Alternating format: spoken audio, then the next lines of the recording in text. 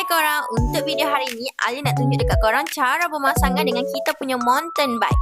Okey, kalau korang beli memang kita punya bicycle akan datang macam ni tau. So, nanti dia akan datang mengikut warna yang korang pilih dan korang akan dapat tayar depan dan kotak yang bertulisan A. Dalam kotak ni ada pelbagai jenis barangan yang hampa kena pasang dekat kita punya mountain bike ni. Untuk cara pemasangan kita dah bagi manual book ni, tapi kalau masih tak reti juga hampa boleh tengok video ni untuk cara pemasangan dia. Untuk skru dekat bahagian depan hampa kena buka sebab kita nak pasang tayar lagi.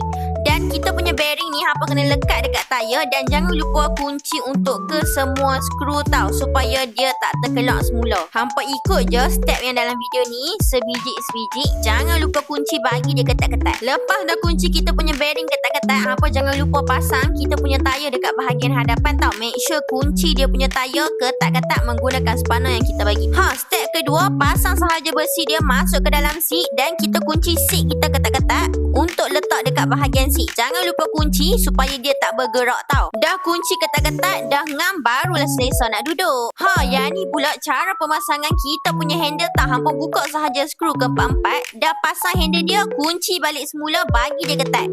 Yang ni pula untuk cara pemasangan kita punya brake. Dah settle brake, kita pasang pedal untuk bahagian kiri dan juga bahagian kanan. Step yang terakhir dah siap semua, jangan lupa pump tayar depan dengan pump tayar belakang menggunakan pump yang kita bagi. Tada!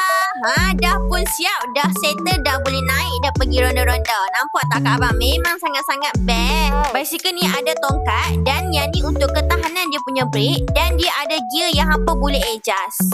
Hampa boleh adjust masa tengah naik tau. Yang ni pula untuk nak adjust dia punya bahagian seat. Untuk bicycle ni siap boleh lipat lagi Kak Abang. So kalau Kak Abang berminat, jangan lupa dapatkan dekat beg kuning kita sekarang. Bye-bye.